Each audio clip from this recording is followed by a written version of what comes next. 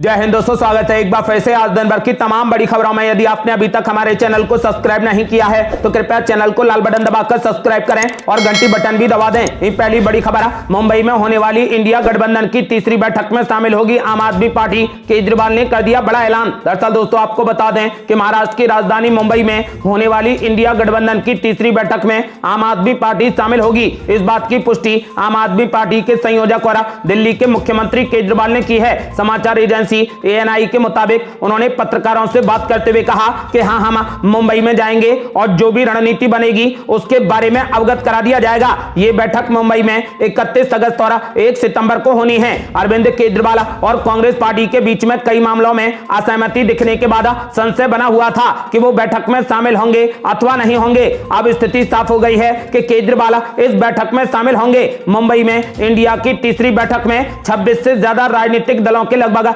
80 नेताओं के शामिल होने की उम्मीद है। वर्तमान में 26 दल गठबंधन समूह का हिस्सा हैं और 2 दिवसीय बैठक के दौरान कुछ और भी दल गठबंधन में शामिल होने के लिए तैयार हैं। इस बैठक में गठबंधन के लोगों का अनावरण होने की पूरी उम्मीद जताई जा रही है। और ये बड़ी खबर, कांग्रेस पार्टी ने कर दिया बड़ा ऐलान। कहा सत्ता में आने के बाद ही तय करेंगे कि कौन बनेगा प्रधानमंत्री। दरअसल दोस्तों आपको बता दें कि लोकसभा चुनाव 2024 की तैयारियों में सभी राजनीतिक पार्टियां जमकर लगी हैं। इस बीच नए गठबंधन इंडिया को लेकर ताजा अपडेट सामने आया है। कांग्रेस नेता PL पुनिया ने दावा किया है कि इंडिया गठबंधन ने तय कर लिया है कि प्रधानमंत्री का चयन सत्ता में आने के बाद ही किया जाएगा। समाचार एजेंसी ANI से बात करते हुए उन्होंने कहा कि इंडिया गठबंधन ने तय कर लिया है कि सत्ता में आने के बाद ही प्रधानमंत्री का फैसला लिया जाएगा। चुने गए सांसद प्रधानमंत्री का चयन करेंगे। इसके ऊपर सवाल खड़े करना सही नहीं है। इसके अलावा उन्होंने अमेठी से कौन चुनाव लड़ेगा इसको लेकर भी बात कही। उन्होंने कहा कि यह सच है कि अमेठी की जनता 2024 में स्मृति ईरानी को हरा देगी और कांग्रेस या फिर इंडिया गठबंधन निश्चित रूप से जीतेगा।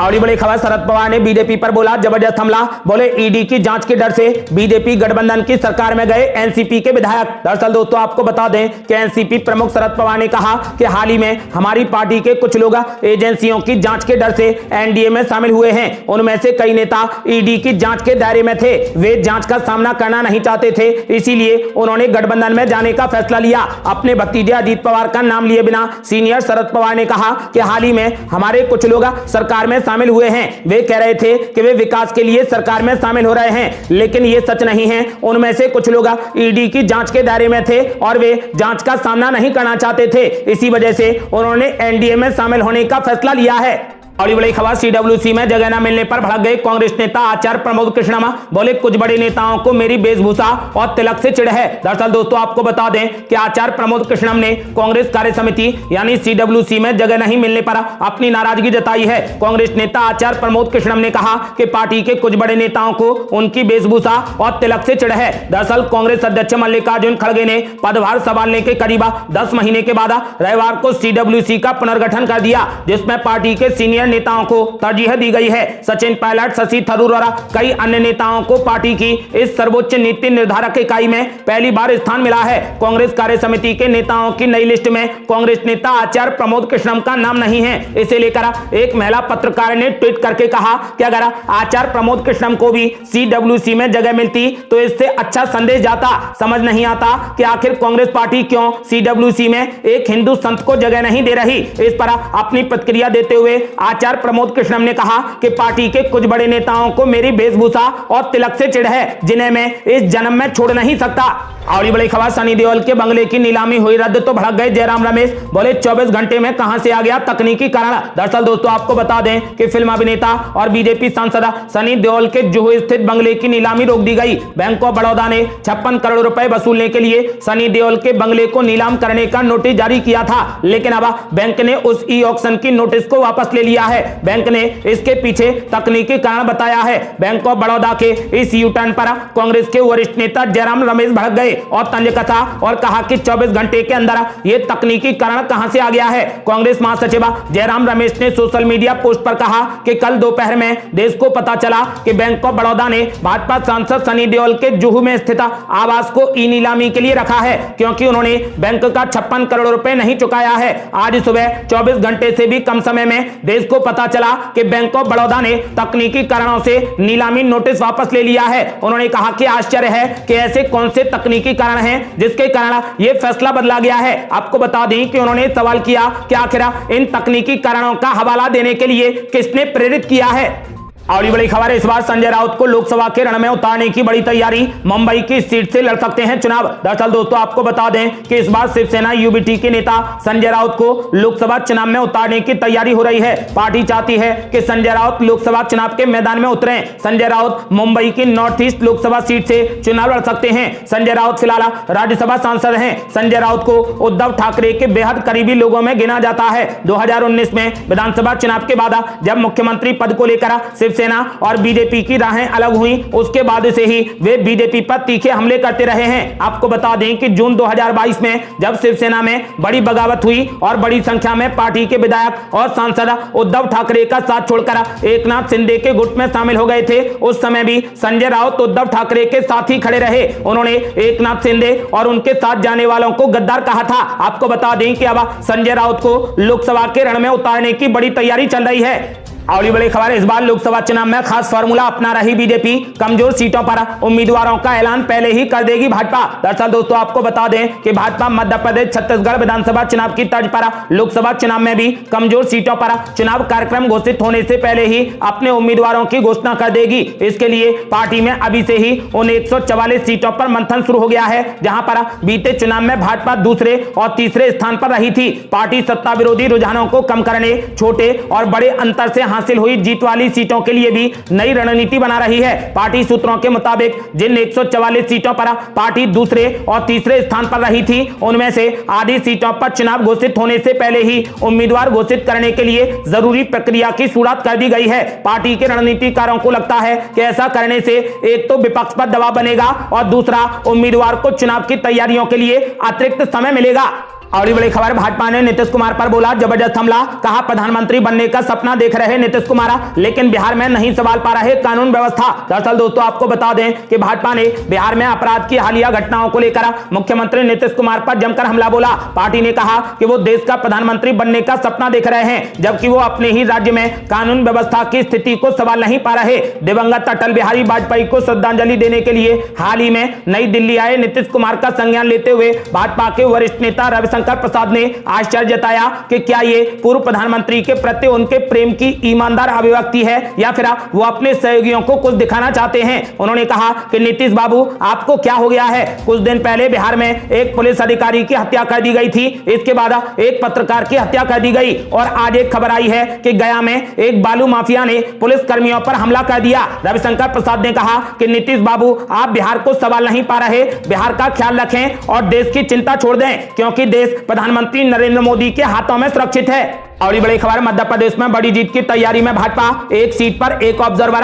शिवराज का संकट हराने के लिए बीजेपी ने दूसरे राज्यों से भेजे 230 बड़े नेता। दरअसल दोस्तों आपको बता दें कि मध्य प्रदेश समेत 5 राज्यों में इस साल के अंत तक विधानसभा के चुनाव होने हैं। इन चुनावों को 2024 में होने वाले लोकसभा चुनावों का सेमीफाइनल माना जा रहा है। ऐसे में सत्ताधारी भारतीय जनता पार्टी ने मध्य प्रदेश को सत्ता संघर्ष की राह में एक अहम पड़ाव मानते हुए वहां चुनावी मैदान की किलेबंदी और ज्यादा मजबूत कर दी है। पार्टी ने एक सीट पर एक ऑब्जर्वर की नीति का पालन करते हुए सभी 230 विधानसभा सीटों पर दूसरे राज्यों से कुल 230 बड़े नेताओं को लाकर तैनात कर दिया है। ये सभी भाजपा नेता प्रत्येक निर्वाचन क्षेत्र की ग्राउंड रिपोर्ट को तैयार करेंगे। बाहर से लाए गए 230 नेता गुजरात, उत्तर प्रदेश, महाराष्ट्र और बिहार से हैं। इस ग्रुप में 48 सिर्फ गुजरात से हैं। ये सभी नेता मुख्यमंत्री शिवराज सिंह चौहान सरकार को किसी भी सत्ता विरोधी लहर को मात देने में मदद करेंगे। और बड़ी खबर, गृह मंत्री अमित शाह ने बढ़ा दिया मध्य प्रदेश का पारा, कई विधायकों के कटेंगे टिकट, शिवराज सिंह चौहान के लिए भी दे दिया बड़ा संदेश। दरअसल दोस्तों आपको बता दें कि मध्य प्रदेश का चुनावी मैदान अब पूरे तरीके से तैयार है। गृह मंत्री अमित शाह ने राज्य में पहुंचकर भारतीय जनता पार्टी की तैयारियों पर भी मुहर लगा दी है। इसके साथ ही अब अटकलें लगने लगी हैं कि मुख्यमंत्री शिवराज सिंह चौहान के स्थान पर प्रधानमंत्री नरेंद्र मोदी विधानसभा चुनाव का मुख्य चेहरा होने जा रहे हैं। हालांकि अब तक पार्टी के किसी भी नेता ने आधिकारिक तौर पर इसे लेकर कुछ भी नहीं कहा कहा है। खबर है कि अगले मुख्यमंत्री के सवाल पर अमित शाह का जवाब था कि आप पार्टी के काम में क्यों पड़ रहे हैं, ये पार्टी का काम है और हम तय करेंगे। आपको बता दें कि रिपोर्ट के अनुसार प्रेस कॉन्फ्रेंस के दौरान चौहान के नाम का भी कम ही जिक्र किया गया। इसके अलावा आयोजन स्थल पर भी राज्य का रिपोर्ट कार्ड पेश करने के दौरान बड़े नेताओं के मुकाबले पीएम मोदी की तस्वीरों की खासी मौजूदगी रही। रिपोर्ट के अनुसार भाजपा आलाकमान ने प्रचार में मुख्यमंत्री चौहान के चेहरे का इस्तेमाल नहीं करने का फैसला किया है। कहा जा रहा है कि प्रधानमंत्री मोदी के नाम के गाने और अन्य प्रचार सामग्री भी जल्द ही प्रदेश में आने वाली है।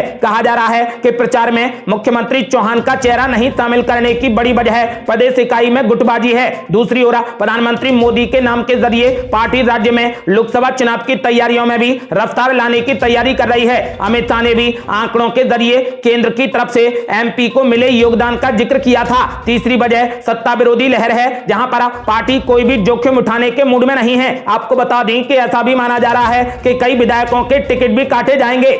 अगली बड़ी खबर, मुख्यमंत्री अशोक गहलोत ने पीएम मोदी पर लगाया अहंकारी होने का आरोप। बोले मैं ऐसा कभी नहीं कह सकता जैसा मोदी ने कहा। दरअसल दोस्तों आपको बता दें कि राजस्थान के मुख्यमंत्री अशोक गहलोत ने प्रधानमंत्री नरेंद्र मोदी पर तीखा प्रहार किया। उन्होंने पीएम मोदी पर उनकी उस टिप्पणी को लेकर अहंकारी होने का आरोप लगाया जिसमें पीएम मोदी ने कहा था कि वो अगले स्वतंत्रता दिवस पर लाल किले से राष्ट्र को संबोधित करने के लिए फिर से लौटेंगे। अशोक गहलोत ने यह भी कहा कि लोग इस साल के अंत में होने वाले राजस्थान विधानसभा चुनाव में कांग्रेस के मिशन 156 को सफल बनाएंगे। मुख्यमंत्री अशोक गहलोत ने जयपुर कांग्रेस मुख्यालय में पूर्व प्रधानमंत्री राजीव गांधी को उनकी जयंती पर श्रद्धांजलि दी। उसके बाद उन्होंने पीएम मोदी पर हमला करते हुए कहा कि हमारे पास प्रधानमंत्री मोदी के जैसा दंभ और अहंकार नहीं है जो कहें कि अगली बार मैं 15 अगस्त को फिर से लाल किले पर राष्ट्र को संबोधित करूंगा। उन्होंने कहा कि मैं ये नहीं कह सकता, केवल प्रधानमंत्री मोदी ही ये कह सकते हैं, हमें कोई अहंकार नहीं है, हम अपना काम कर रहे हैं। अशोक गहलोत ने कहा और दावा किया कि प्रधानमंत्री मोदी चाहे कितनी बार भी राजस्थान आ जाएं, लेकिन राजस्थान की जनता ने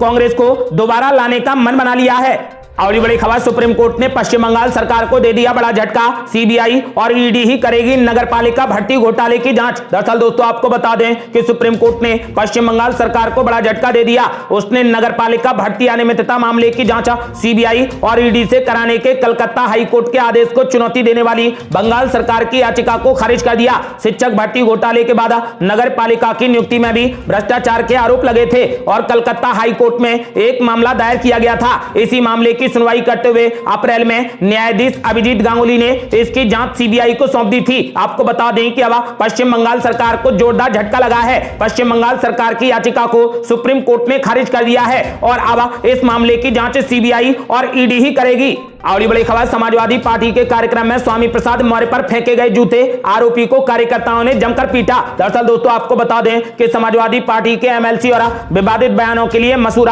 स्वामी प्रसाद मौर्य पर समाजवादी पार्टी के ओबीसी सम्मेलन में जूता फेंका गया। जूता फेंकने वाले को कार्यकर्ता ने पहले पीटा, फिर पुलिस हिरासत में लेकर विभूति खंड थाना ले गई। आपको बता दें कि स्वामी प्रसाद मौर्य का यूपी की राजनीति में बड़ा नाम है। कभी बसपाई कहे जाने वाले मौर्य ने बीजेपी का दामन थामा था, फिर बीजेपी को टाटा बाय बाय कहकर अखिलेश यादव की साइकिल पर सवार हो गए। स्वामी प्रसाद मौर्य का करीब 4 दशक का लंबा राजनीतिक करियर है और वो यूपी की राजनीति में धमक रखने वाले राजनेता माने जाते हैं। आपको बता दें कि स्वामी प्रसाद मौर्य लगातार बीजेपी पर हमलावर हैं। आपको बता दें कि एक कार्यक्रम में ओबीसी सम्मेलन में स्वामी प्रसाद मौर्य पर जूता फेंका गया। जूता फेंकने वाले को कार्यकर्ता ने जमकर पीटा, जिसके बाद पुलिस ने उसे हिरासत में ले लिया और थाने ले गई।